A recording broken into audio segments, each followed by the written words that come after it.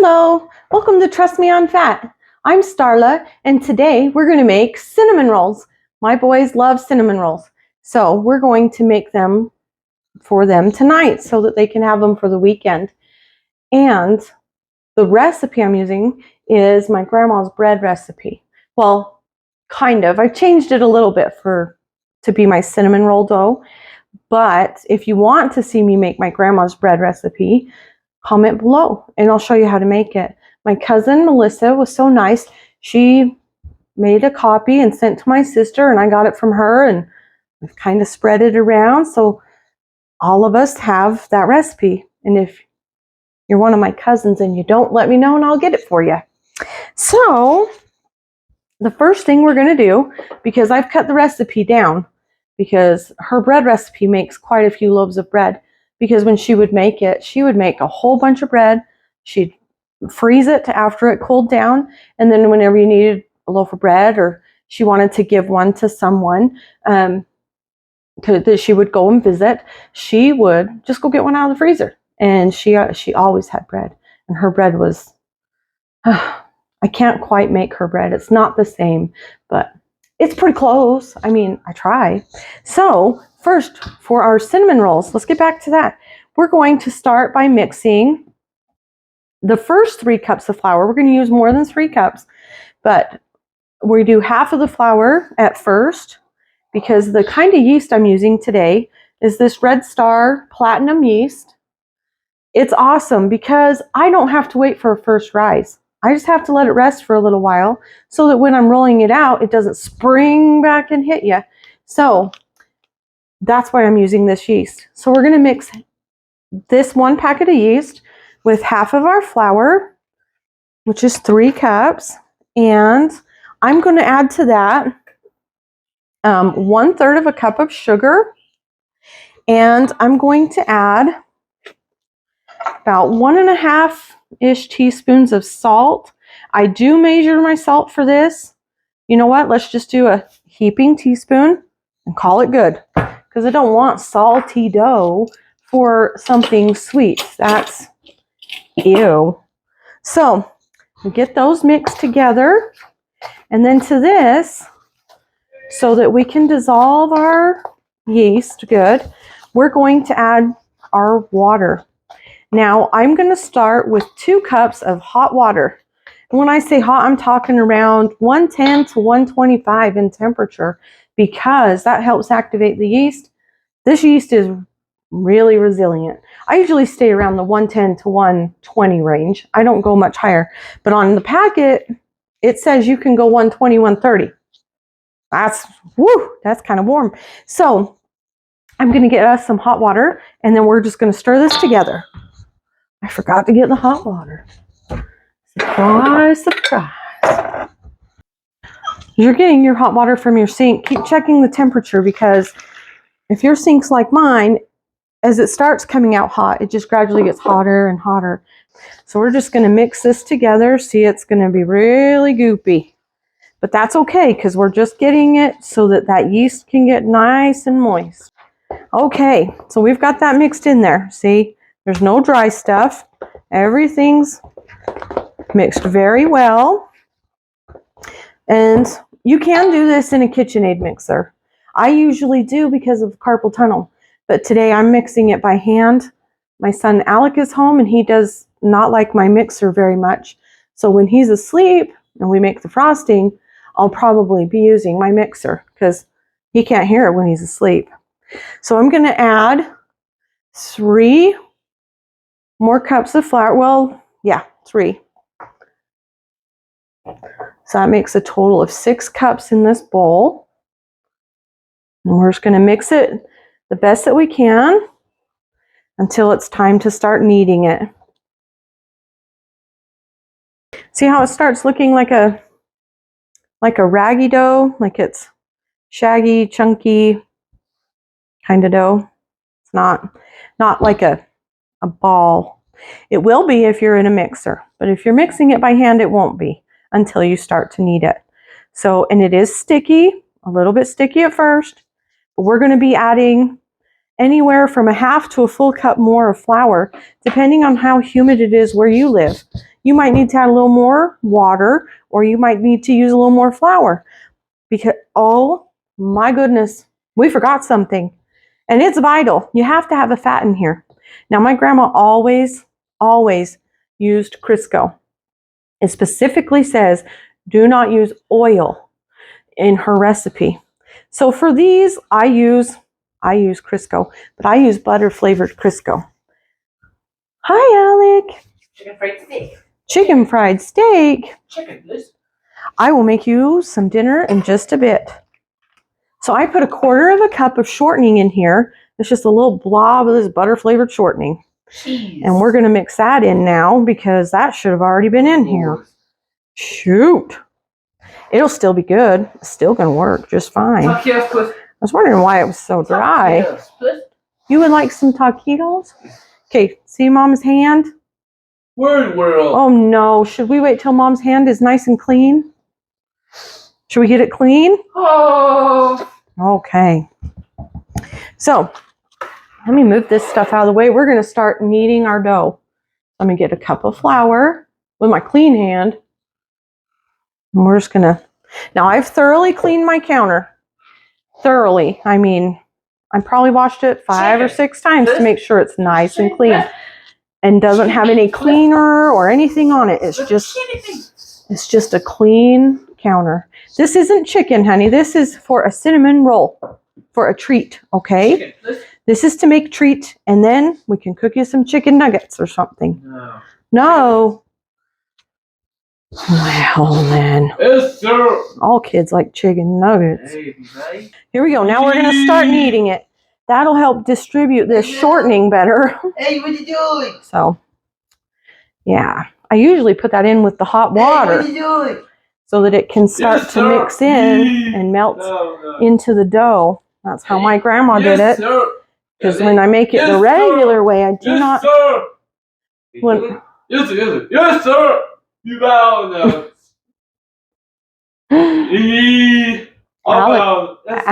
Alec, Turtle. take a big breath. Turtle. Can we settle down, please? Settle down. Yeah, Turtle needs to settle down. So we're just going to keep kneading it, and the dough will come together. It will quit being so shaggy. This may or may not need a little tiny touch more water. Not very much, but let's keep working it because I didn't put the shortening in the right time. So now we got to troubleshoot. Yeah. My biggest critic over there, Mr. Alec. Hey. Huh. You let Mom know when stuff's not yummy, or you, huh?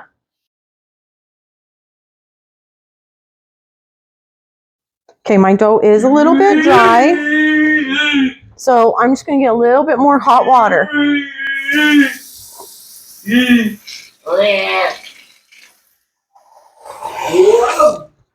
Not very much.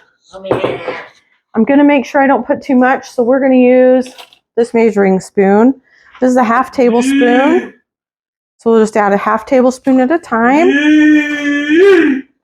So I don't get too much.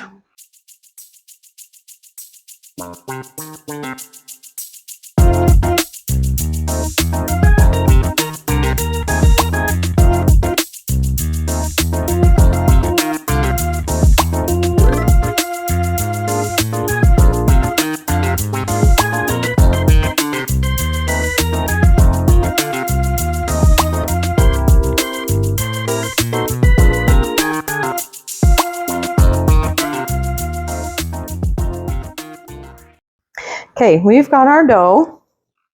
It's a nice soft dough. Look how soft that is. Not sticky, not dry. So we're just going to get it shaped into a ball. And I am going to let it rest for 10 to 15 minutes, covered here on the counter. We're just going to let it rest. And what does that mean? That means don't touch it. It means let it rest. It's going to relax. The proteins and the gluten and everything in this dough is going to relax. And then we can roll it out easy. And we can get it covered with some butter and some cinnamon. And we'll go from there. So I'll see you when it is time to roll this out in about 10, 15 minutes.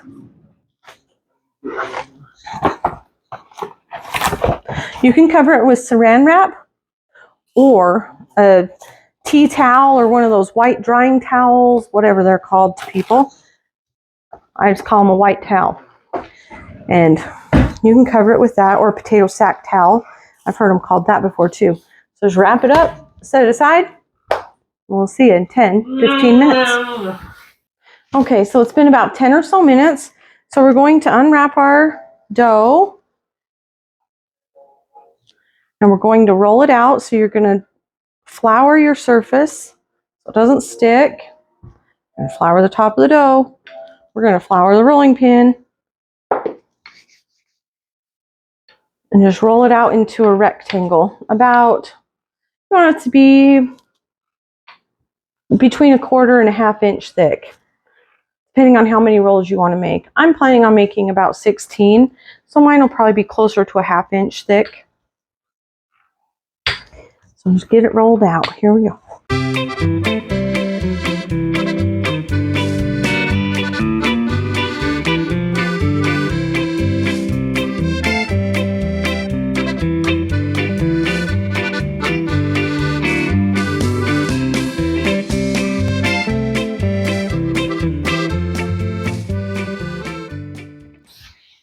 Okay, I've got it rolled out into kind of a circular shape, not really a rectangle, but it doesn't really matter what shape you roll it into.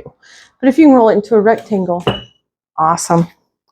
So I have here some salted butter because that's what I have. You can use unsalted. And on this, I'm going to use a whole stick, and it's softened. It's been sitting out at room temperature, so it's soft. And I'm just going to spread it on the whole thing, clear to the edge. Clear out. If you want to melt it a little bit first, it does make it a little easier to spread. But I'm just going to do it this way because this is the way I like to do it. So now, sometimes to make the dough a little easier to handle, I will cut it in half before I roll it out and just do half at a time. So then you'd put half a stick of butter on that instead of a whole one, obviously. So this I'm going to use a whole one. So let's get that spread all over. A nice thin layer all the way to the edge.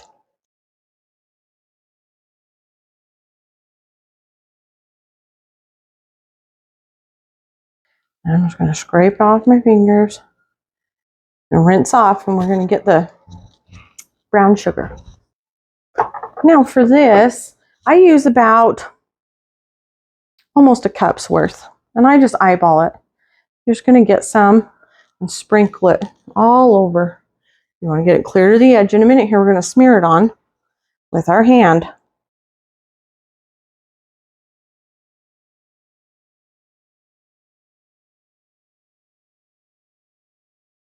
So there's our brown sugar. It's a nice, good layer of it. And we're going to shake some cinnamon on.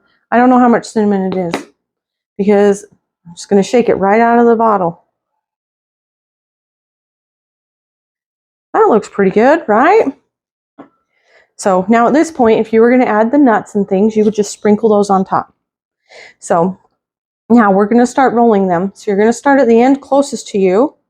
And you're just going to roll it a little ways in and kind of pinch it down to get it started. And then just start rolling it. And you want to keep it tight to you. Keep the roll tight. We'll clear out to the end and try to keep it tight. Pretty quick here, we'll be able to just go like this with our hands and roll it. I do have to adjust the ends every so often. They tend to be looser than the middle.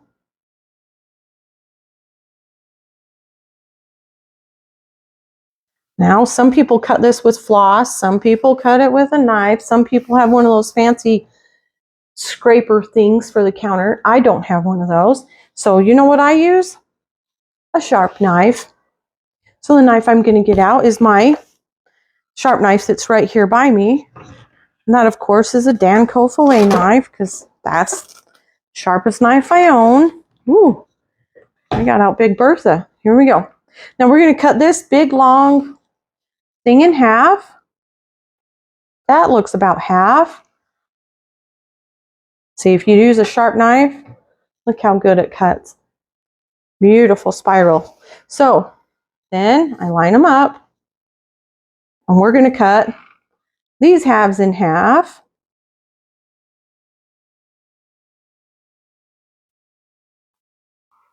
Now I got 4 pieces.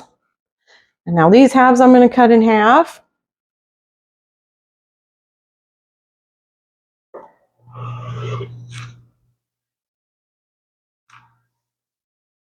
And now I'm going for 16 big cinnamon rolls. So I'm going to cut each of these halves in half, and that's it. That's the end of my cutting. How beautiful that is. Yeah, they're going to turn out great. So we're going to put these on let me get this out of the way. We're going to put these on a cookie sheet, one of these jelly roll pan things, whatever they're called. And I use parchment paper so they don't stick. You can use butter. You can use whatever you want, but I like parchment paper because it's easy to clean up. And if you have this trouble, you get your parchment paper out, and it just keeps rolling up on you when you put it on there. You're going to want to, oh, it didn't roll. How about that? But you just crinkle it. And it will stay on there, and it won't roll back up. So my cinnamon rolls, I like to take them and I smash them down just a little bit. And look, the ends, they're kind of cute. They just make a little tiny cinnamon roll. So I just keep those aside, and I put those on last. Okay, now we're going to cover this. You can cover it with some saran wrap, or you can use one of those white tea towels.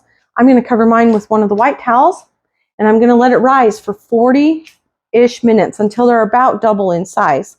And I'll show you them before I put them in the oven. And you're going to cook them at 350 degrees.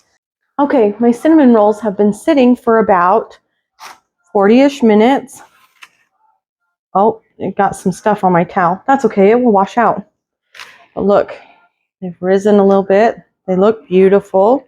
I'm going to put these in the oven, a 350 degree oven, and for 25 to 35 minutes. I want to check them after 25 minutes and then just add a little more time if needed. Okay, my cinnamon rolls just came out. They took 32 minutes to cook because I did make mine the bigger ones. Look how beautiful they are. They've got this caramely, bubbly sauce down in there. They're going to be sticky and gooey on the bottom and deliciously cinnamony and buttery in the middle.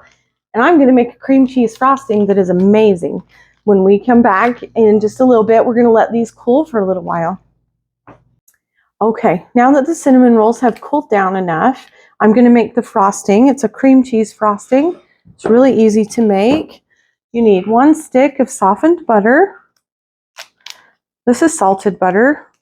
Use whatever butter you want. I wouldn't recommend using margarine because but whatever. If you didn't want to make your own frosting, you can buy tubs of frosting and put on there, but it won't be as good. But that's up to you. I need cream cheese. I need to get that out. So you would soften your cream cheese. I'm using the third less fat cream cheese, the Nafla, however you say that. I don't know how you say that. Anyway, that's the kind I'm using. So it's really soft already. So I'm not too concerned that it didn't sit out and get softened. If you're using regular cream cheese, the full fat kind, you have to let it get softened. So there we go. We're just going to dump that in. It's an 8-ounce chunk and 1 stick of butter. And we're gonna cream these 2 together, and then we'll add some vanilla and some powdered sugar. Here we go. We started out slow-ish.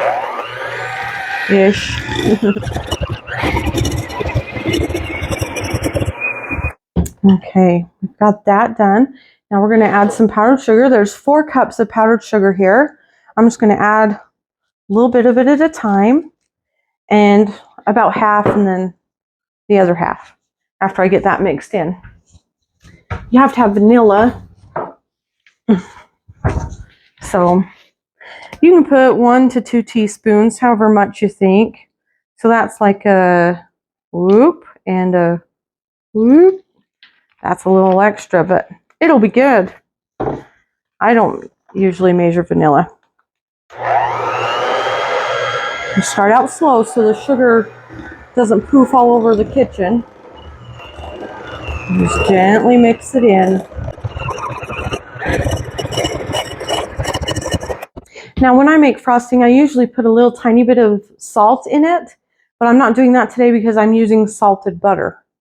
I think it goes really good in the frosting, just a little tiny bit, like maybe 1/8 of a teaspoon, if that, just a little tiny pinch. So if you're not using salted butter, add a little tiny bit of salt. Trust me, it's really good. Now I'm just going to mix in the rest of our sugar. And if this is too thick, I can always add a little tiny dash of milk, but I don't think I will need to today.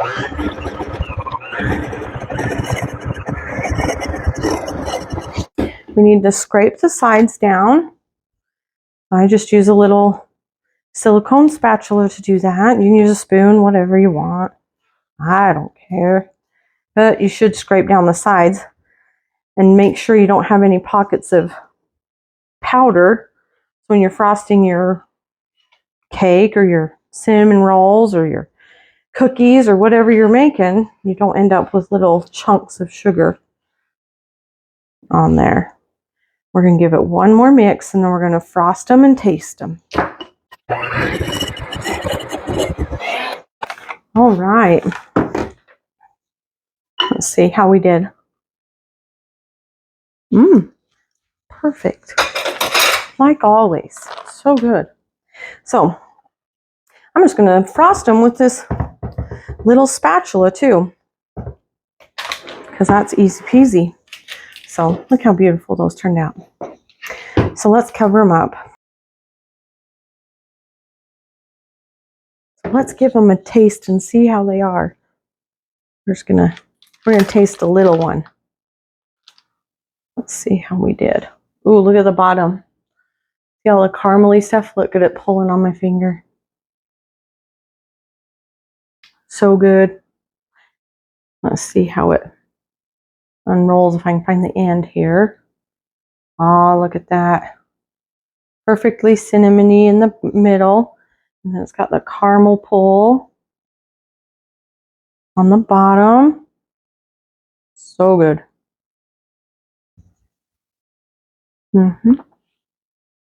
Perfect. Definitely a 10 out of 10. So it's moist. They're not dried out. They're not hard. The caramel's soft on the bottom, so they're not crunchy on the bottom. You should definitely try making these. And if you do, let me know how they turned out. And don't forget to like, don't forget to like and subscribe and to share this video. We're trying to get to 1,000 subscribers. We're halfway there. We made our first goal, so now we're setting another one. So go ahead and share this video. Thank you. Bye. Hey, boss, do you want one? Okay. Why not? They're super good.